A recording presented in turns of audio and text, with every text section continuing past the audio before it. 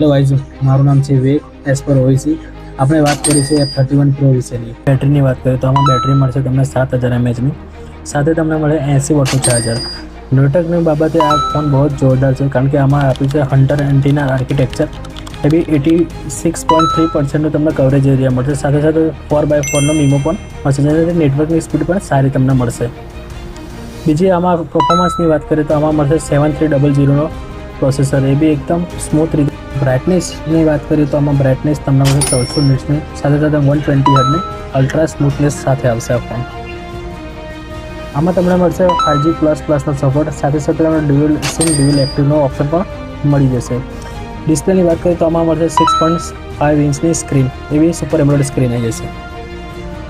તો F31 પ્રોમાં તમને ડ્યુરેબિલિટીની વાત કરીએ, ડ્યુરેબિલિટીમાં આમાં 3 રેટિંગ કંપની આપી છે, IP68, IP66 અને IP69 રેટેડ પણ છે.